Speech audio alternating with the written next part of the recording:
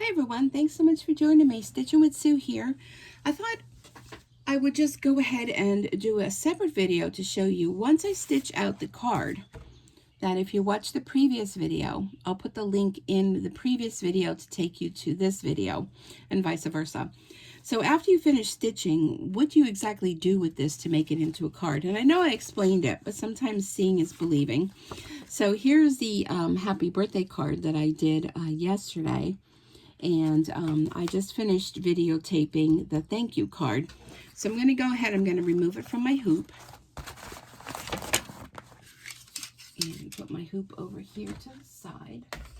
And I have a paper trimmer. Now, all the paper supplies that you see me use can be purchased through my Stampin Up online store at StampinSueCreates.Stampin.net. So I'm just going to stick this in my paper trimmer. And I love the Stampin' Up paper trimmer because it's nice and large. I'm just going to go ahead. Now this is cutaway stabilizer. You can just go and cut it away if you wish. But why use scissors when I have this beautiful paper trimmer to help? So you may already have paper trimmer in your supplies if you do paper crafts. And you can just go ahead and very effortlessly go ahead and trim that. So now I'm going to trim this down a wee bit more.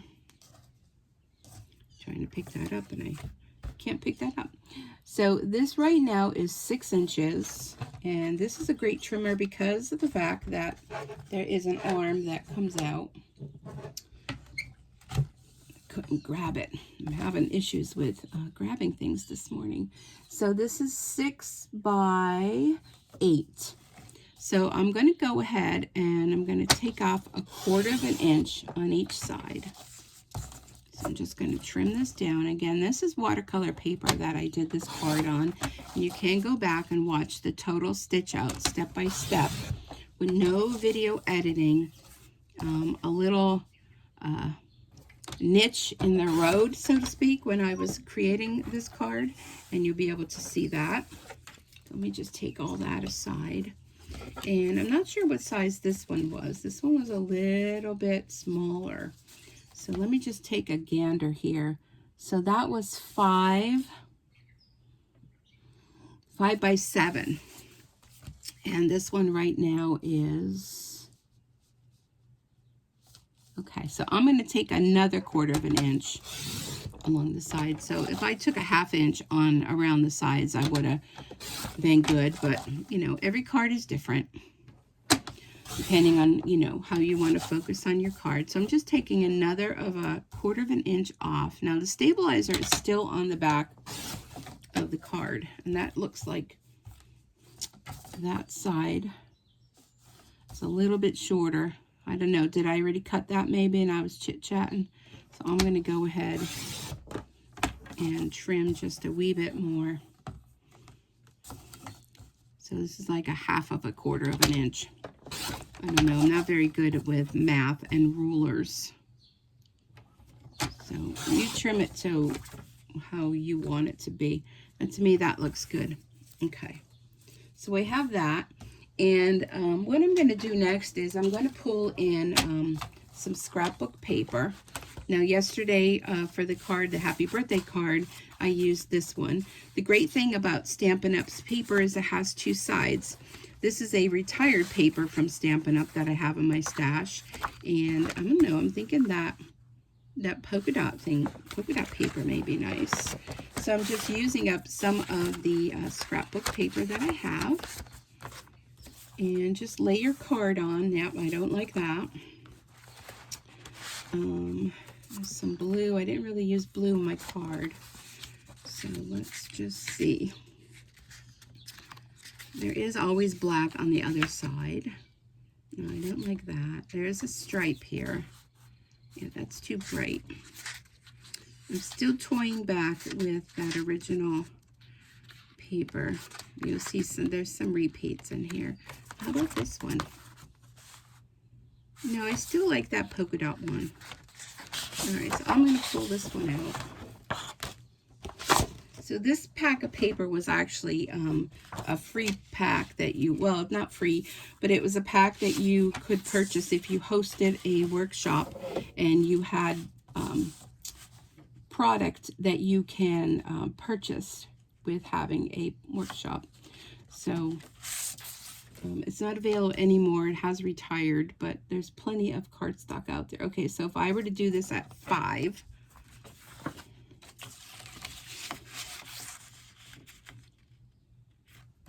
and you're not wasting any paper. This you can save for another card. Okay, so don't think that, you know, oh, she's wasting all this paper. I'm not. So 5, and let me measure this. 5 by, looks like it's 6 3/4, so I can go 5 by 7 for this. You can also use this paper to use an envelope punch board and make your own envelope to coordinate with your card, which would be really beautiful. Okay, so that looks good to me. So now I think I'm just going to use a white card base, and this is our basic white. And what I'm going to do is I'm going to take my paper this way, and you can use a scoring blade, or I don't know how my scoring blade that comes. There's a scoring blade that comes with the paper trimmer when you purchase it, but I'm just going to go ahead and in this little channel I'm going to take a bone folder and I'm just going to lightly score my card. So that helps me. Let me move this aside. That helps me with using a bone folder to make a nice crease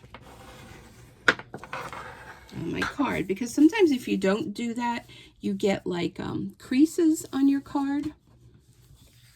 So we'll do that. And I'm a little bit off here, but I may be trimming that anyhow, so I'm not going to worry about that. Let's see. Okay, well that'll work nicely. Let me just trim up this edge. Kind of straighten it up a little bit. Just took a little smidgy off there. And this piece will go here. And then I want to take off a little bit on the bottom. And it's always best to go a little bit more. But once you cut off too much, you know, I mean, you can't put it back. Okay, I think I need a little smidgy off the side here just to even things up. Okay, I think I'm done with that. Now this little piece here, you can always, if I take this and trim this, you can always use that on the inside of your card. So if you open up your card, you can glue this to the inside like that and pull the outside to the inside. Let me put this off to the side. All right, so I think I will probably do that, so I'll put that to the side.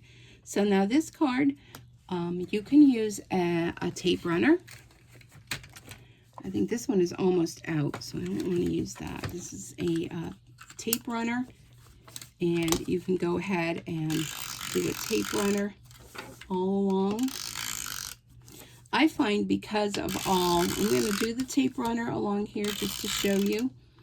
I find out because all of this stitching here, you might be better off with a liquid glue. So this is our multi-purpose liquid glue. And I have this in a cute little holder just so the glue is always at the tip of it. And you just squeeze this out. And make sure you go, when you're using liquid glue, go toward the edge, but not all the way, because a little bit of it may ooze out. And make sure you go over all of that stitching. Just going to rest that in there for now. And I'm going to adhere this to my piece of Designer Series paper. And the good thing about that is you can wiggle it around. Now I did put that other adhesive on, so it's not so much with the wiggle ability. But just make sure you have about the same amount all around, and then press down. You can also turn it over and press that way. And now this will get adhered to our card front. I do see that I am off a little bit there, so I am just, because of my analness, I'm just going to take off a little smidgen there. Okay, and it was just a little smidge, and I'm happy with that. So that I'm going to go ahead and put my adhesive all on the back of the card. Don't forget the center. And then go ahead and glue this to the front. Like so. I'm going to turn it over. If you're going to turn it over, make sure the surface you're working on, you know, doesn't have a lot of schmutz on it, because that could, you know, schmutz your card. I'm going to use this little strip, and I'm going to glue it on the inside, and I can go ahead and use my rubber stamps and stamp a nice little saying on the inside. Or if you have a certain saying or something, you can always type it up on your computer and print it off. All right, so now I think this needs a little more embellishments, and that's where Stampin' Up! Products come into play. So I'm going to go ahead. I think these little butterflies would be beautiful, and I like these iridescent rhinestones. So I have another tool. It's called Take Your Pick tool, which also has a component to do scoring. So it comes with, on this end is a sticky piece, and that has a cap. This end comes out, and you get like a spatula, or you get what we kind of call a pokey tool. You can also, which comes with it, 2 different scoring blades, or balls, I want to almost say, that you can incorporate in there. But most of all, I like to use the sticky part and the pokey tool. And I'll show you what I do with that. So if we pull in these beautiful, there's a little dog hair on there. Oh, it's on the underside. Move in these beautiful rhinestones. Can you see how beautiful they are? And I think if we scatter a few of them about, so I do notice that in these flowers, they have openings. So that would be perfect for an area of embellishment. And this just adds a little bit of glitz to your card. You certainly can just leave it as is with just the embroidery. But if you want to, you know, spruce it up, you can go ahead and do that. So there I added just those 3 little pieces of embellishment. You can also go ahead and maybe scatter. I like to do things in 5, maybe scatter one there, maybe one up here. And I also have these beautiful brushed brass butterflies, and these you can all purchase through my Stampin' Up! Website. And they come in 2 different sizes, so I notice I only have one of the small ones, but they have self-adhesive on, and you can put a few of those on your card. 2, and again, I'm going to use that real little one, things of 3. I just find 3, 5, odd numbers like that just really make a difference. And there you go. We turned our beautiful card into a wow card just by adding a few little embellishments. And I see there's a, I have to get my fine scissors to trim that. And you really can add a lot. Now for this card here, the happy birthday one, we also sell a product. This is called Wink of Stella. And this is not a marker, but it's a brush. And inside, can you hear? There's a little ball. And this is a glitter brush. So I'm going to squeeze into the cap, because when you squeeze, it comes out, and sometimes a little bit too much. You can just go ahead and touch this. I'm going to do it to the candles, and it will add glitter without all the mess of a glitter. How many of you love glitter but hate the mess of it? So you can just go ahead and paint on wherever you want to add a little bit of glitter to your card to kind of spruce it up. Another thing you can do is I'm going to again squeeze into the cap, and I'm just going to tap it like so all over my card. And what that's going to do is that's going to make a sprinkling of glitter. And I'm not sure how well it also did my table, but not sure how well that will show up on camera. But once that all dries, it adds a little bit of glitz to your card. So yeah, those are 2 ways, and I have it all over my table now. Those are 2 ways you can take your machine embroidery cards and just add a few extra little things to it to make it beautiful to wow. And I really like that. You see I have a little bit of Wink of Stella on there, but I will go back and add more. But as the glitter dries, you can maybe see it a little bit better.